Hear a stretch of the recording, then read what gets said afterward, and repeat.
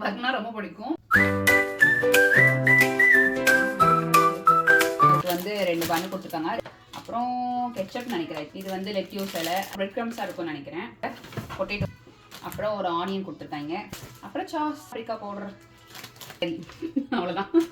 ஆரம்பிக்கலாமா? ஃபஸ்ட்டு வந்து potato veggies பண்ணுறதுக்கு பொட்டேட்டோ நல்லா வாஷ் பண்ணி எடுத்து இந்த மாதிரி கட் பண்ணிவிட்டு அதில் வந்து ஆயில் ஊற்ற சொல்லியிருந்தாங்க. ஸோ நான் ஆலிவ் ஆயில் ஊற்றினேன், கொஞ்சம் ஃப்ளேவர் நல்லாயிருக்கும் அப்படின்னு சொல்லிட்டு. ஆலிவ் ஆயில், அப்போ சால்ட் அண்ட் பெப்பர், அப்புறம் பாப்ரிகா பவுடர்னு சொல்லி ஒரு மிளகாத்தூள் மாதிரி வச்சுருக்காங்க பார்த்தீங்களா, அதையும் போட்டு நல்லா விரைவிட்டு நல்லா குலுக்கிட்டு சில்வர் தட்டிலே இன்றைக்கி அவனில் வச்சுட்டேன். உருளைக்கிழங்கு ரெடியாக இருக்க வந்து ஒரு 1/2 hour டைம் எடுத்துச்சு. அதுக்கேடல வந்து நம்ம பர்கருக்கு பேட்டி ரெடி பண்ணிடலாம் சொல்லிட்டு மீட்டில் வந்து கொஞ்சோண்டு சால்ட் அண்ட் பெப்பர், அப்புறம் வந்து பிரெட் க்ரம்ஸ் போட்டு நல்லா மிக்ஸ் பண்ணி இந்த மாதிரி பேட்டி சைஸில் ரெடி பண்ணி வச்சாச்சு. அப்புறம் அது வேக வைக்கும் போதே நம்ம இடையில வந்து ஆனியன் ஜாம் ரெடி பண்ணிடலாம் சொல்லிட்டு ஆனியன் வந்து நம்ம பிரியாணி கட் பண்ணுவோம் இல்லையா, ஸோ அதே மாதிரி கட் பண்ணி வச்சுட்டு பட்டர் 2 டேபிள் ஸ்பூன் பட்டர் போட்டு அதில் கொஞ்சம் நேரம் வேக விடணும். நல்லா ஒரு மட்டை வெந்ததுக்கு அப்புறம் நம்ம வந்து என்னெல்லாம் ஆட் பண்ணோம் அப்படின்னா வந்துட்டு அவங்க ஒரு வினிகர் கொடுத்தாங்க. வினிகர், கெச்சப், அப்புறம் சுகர், அதுக்கப்புறம் கொஞ்சோண்டு வாட்டர் போட்டுட்டு சால்ட் அண்ட் பெப்பர் போட்டு நல்லா கிரேவி மாதிரி ஒரு ஜாம் மாதிரி வர வரைக்கும் வச்சுக்கணும். பேட்டி ரெடி பண்ணியாச்சு, ஆனியன் ஜாம் ரெடி பண்ணியாச்சு.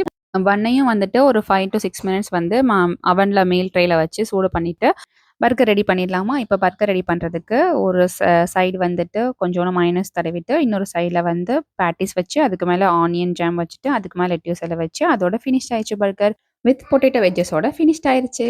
சூப்பராக இருந்துச்சு, பார்க்கவும் நல்லாயிருக்கு, டேஸ்ட்டும் செம்மையாக இருந்துச்சு. ட்ரை பண்ணி பாருங்க. பொட்டேட்டோ நான் ரொம்ப வெயிட்டிங்ல இருக்கேன் பர்கருக்காக. Okay, ready?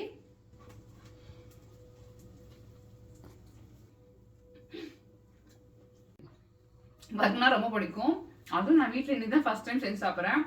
செம்ம டேஸ்ட்டாக இருக்குது உண்மைக்குமே. அந்த ஆனியன் ஜாம் இருக்கு இல்லையா, அது செம்மையாக இருக்குது. ட்ரை பண்ணுறோம், நீங்களும் இதே மாதிரி ட்ரை பண்ணி என்ஜாய் பண்ணுங்கள்.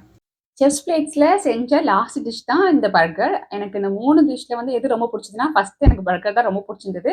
செகண்ட் டேக்கோஸ், 3வது அந்த சிக்கன் பவுல். இதில் என்ன பெனிஃபிட்ஸ் அப்படின்னு பார்த்து எனக்கு தோணுச்சு அப்படின்னா வந்துட்டு, நம்ம இப்போ வீடுலாம் மூவ் பண்ணி போகிறோம், ஷிஃப்ட் பண்ணுறோம், அன்னைக்கு வந்து நம்மளால பெருசாக எதுவும் சமைக்க முடியலன்னா, இல்லை எதுவும் வாங்க நம்ம விரும்பலை அப்படின்னா நம்ம இந்த மாதிரி ஆர்டர் பண்ணி செஞ்சு சாப்பிடலாம். கடையில் வாங்கி சாப்பிட பிடிக்கலன்னா அப்படி சொல்கிறேன். இன்னொன்று வந்துட்டு நம்ம பசங்க வேலைக்கு வர பசங்களா இருக்கட்டும், படிக்கிற பசங்களா இருக்கட்டும், அவங்களுக்கும் நம்ம வெளியே வாங்கி சாப்பிட்டு போர் அடிச்சிச்சு, ஸோ கொஞ்சமாக வாங்கி செஞ்சு சாப்பிடலாம்னு ஆசை இருந்துச்சுன்னா கூட இதே மாதிரி ட்ரை பண்ணலாம். இந்த மாதிரி 1-2 பாயிண்ட்ஸ் தான் எனக்கு தோணுச்சு. உங்களுக்கு என்ன தோணுது அப்படிங்கிறத கமெண்ட்ல கண்டிப்பாக சொல்லுங்க.